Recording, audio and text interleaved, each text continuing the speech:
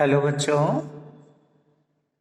आज हम वीडियो के इस भाग में जो है कक्षा 7 की हिंदी फर्स्ट के चैप्टर नंबर 5 का हमारे दीनू काका के प्रश्नोत्तर को समझने का प्रयास करेंगे।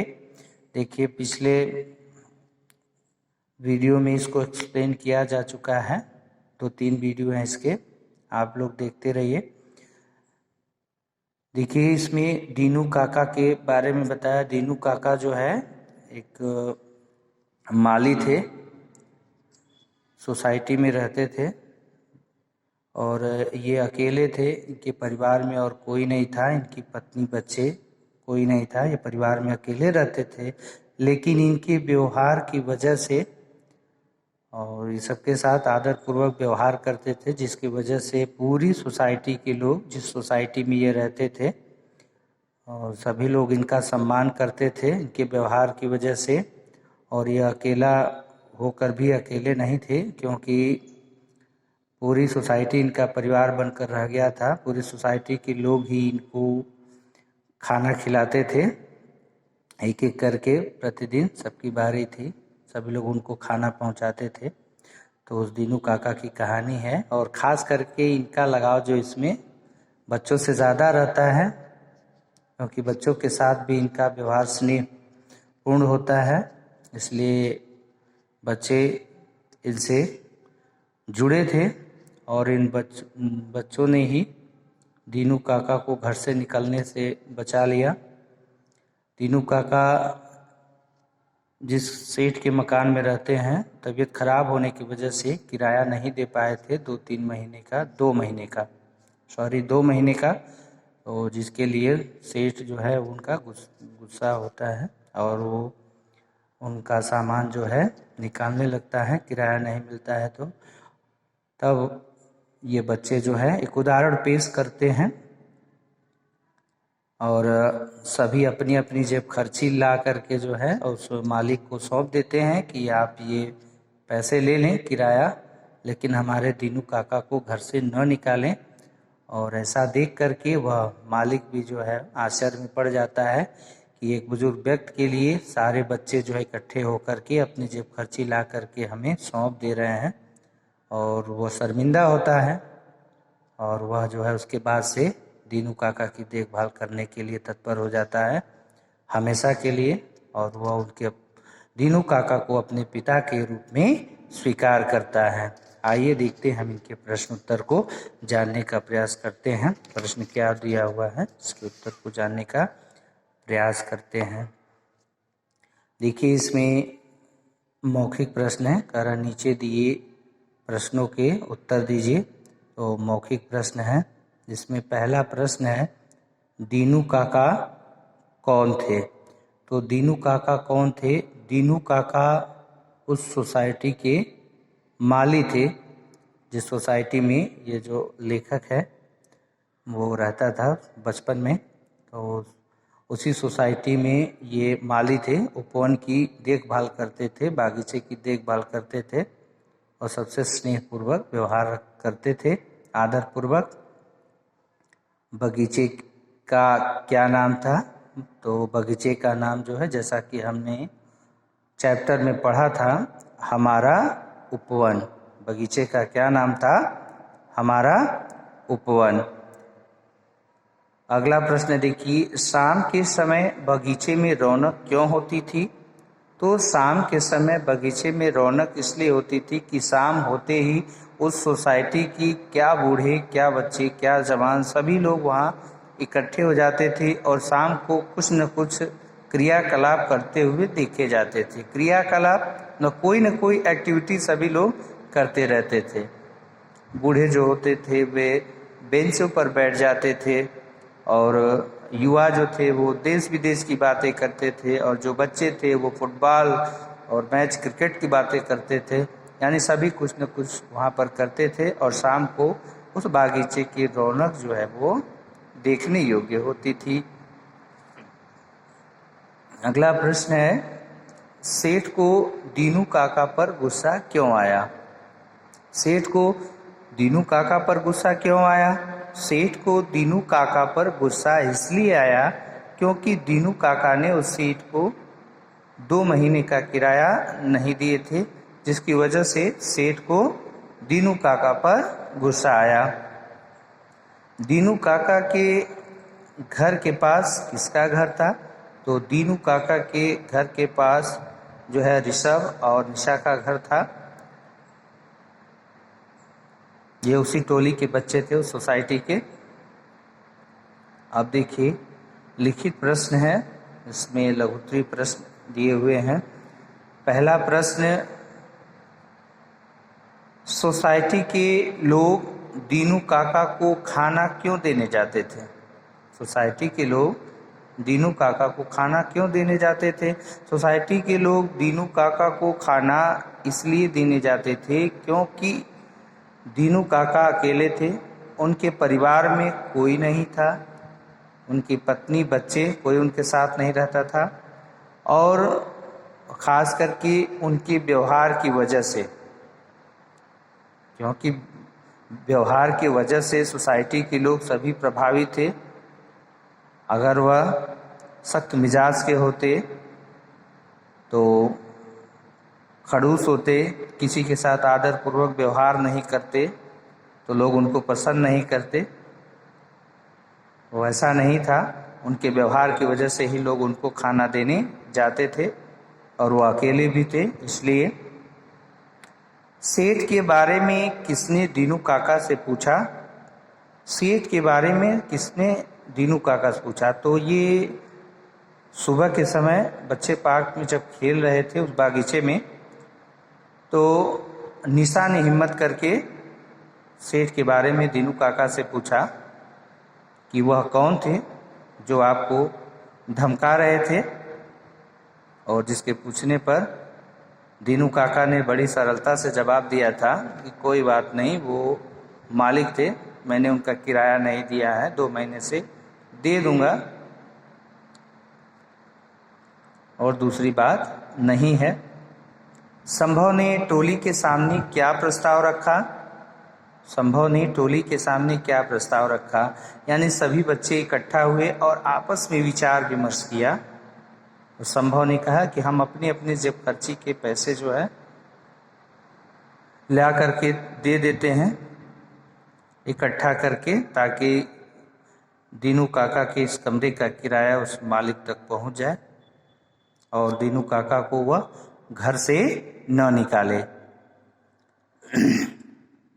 आगे देखिए, अगला प्रश्न है, दीनू काका पर सेठ का कितना किराया निकलता था?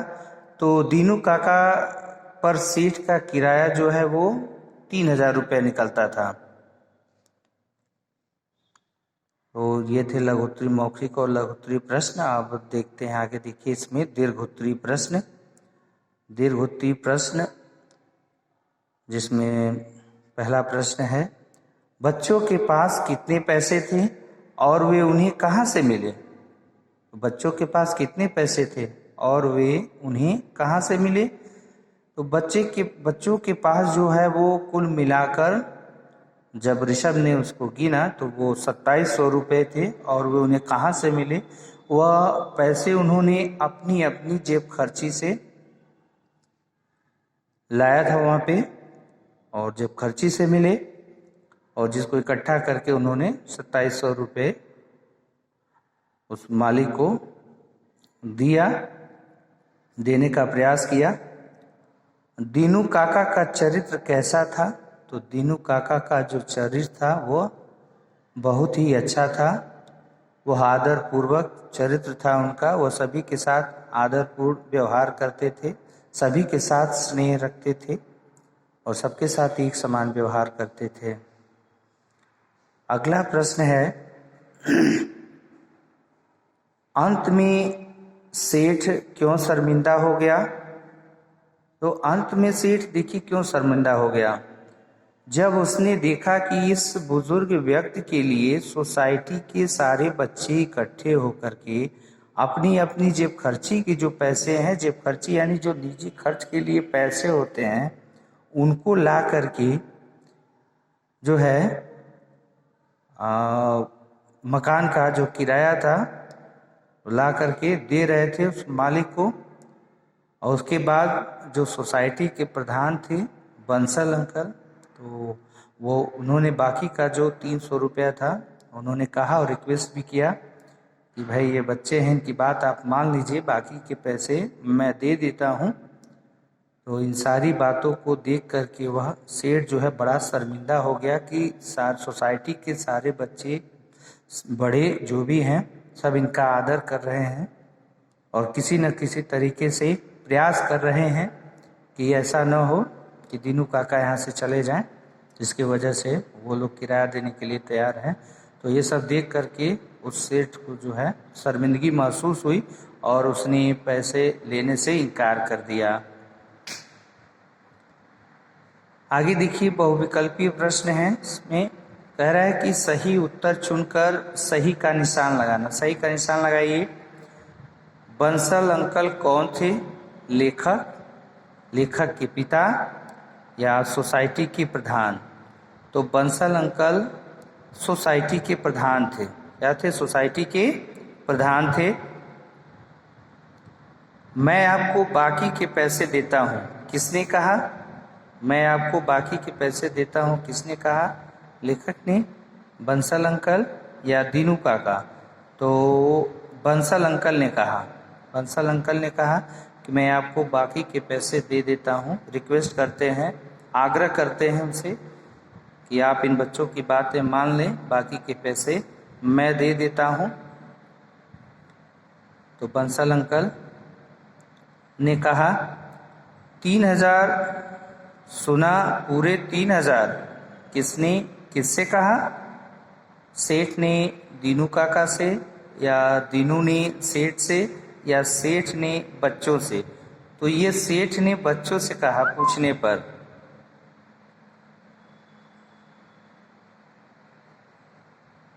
सेठ ने बच्चों से।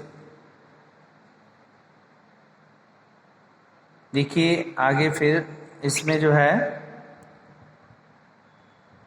नीचे दिए गद्यांश को पढ़कर प्रश्नों के उत्तर दीजिए। गद्यांश यानी जो आपने ये लेसन पढ़ा है चैप्टर को, तो उसी का ये कुछ अंश है जिसको आप को पढ़ करके आंसर देना है।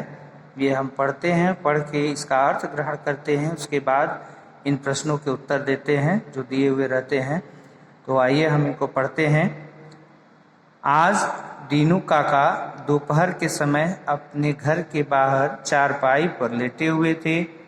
ऋषभ और श्रुति का घर पास में था, इसलिए वे दीनू काका के साथ होने वाली हर घटना पर नजर रखे हुए थे। तभी वह सेठ अपनी कार में वहां आया। उसने अपने फ्लैट का एक छोटा सा कमरा दीनू काका को दिया हुआ था। उसी छोटे से कमरे में दीनू काका रहते थे और उसके घर की देखभाल भी करते थे। वह सेठ आते ही उन पर गुस्से से चिल्लाने लगा। ऋषभ ने जल्दी से हम सबको बुला लिया। सेठ के साथ 2 आदमी भी आए हुए थे। उन्होंने दीनू काका का सामान घर से बाहर निकालना शुरू कर दिया। मैं तुरंत हमारी सोसाइटी के प्रधान बंसल अंकल को बुलाने चल दिया। देखिए, दीनू काका कब और कहाँ लेटे हुए थे? तो दीनू काका कब और कहाँ लेटे हुए थे?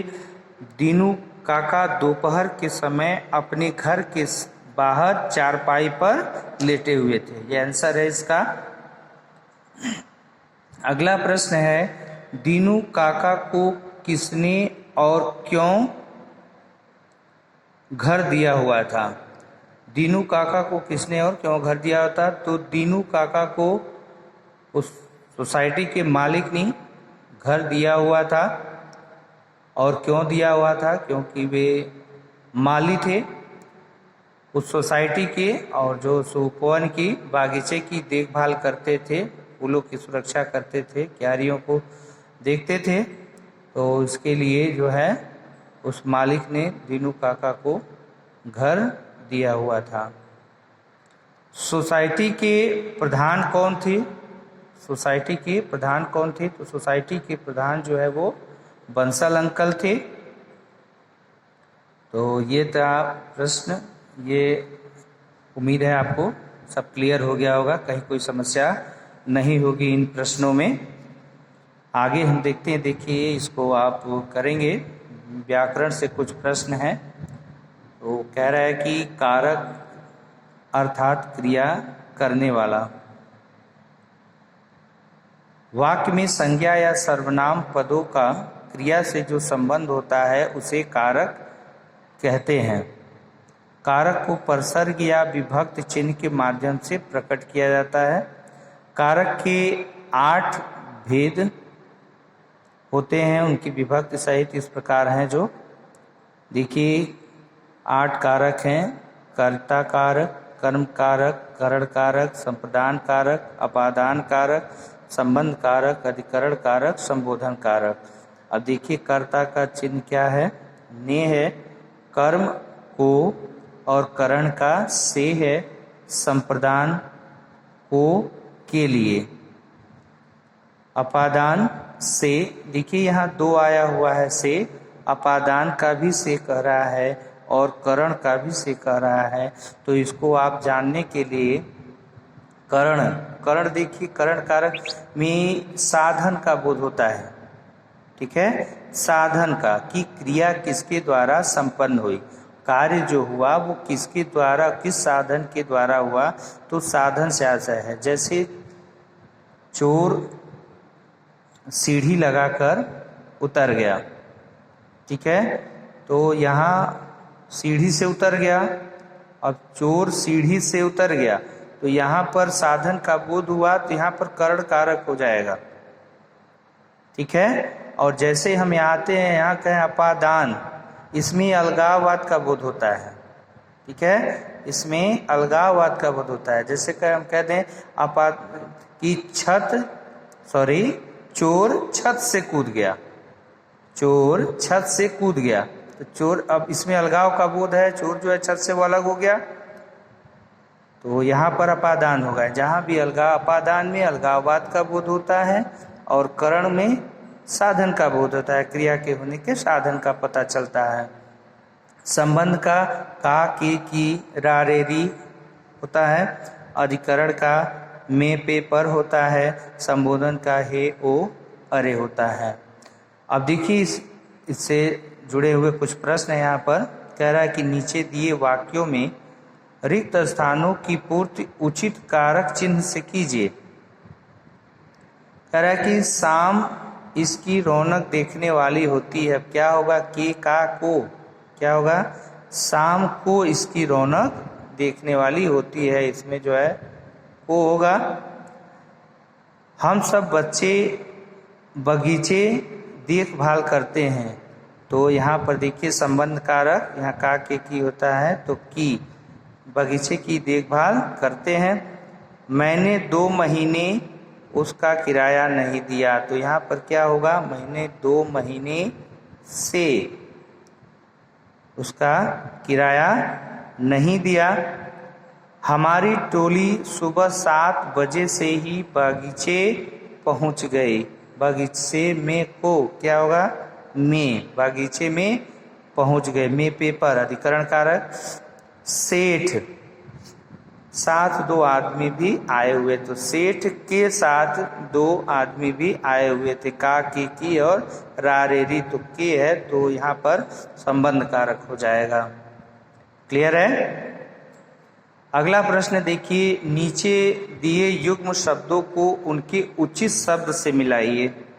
उचित शब्द से, अब देखिए जैसे कह रहा है हरे भरे, तो देश विदेश, स्त्री पुरुष, सुबह शाम, पास पड़ोसी।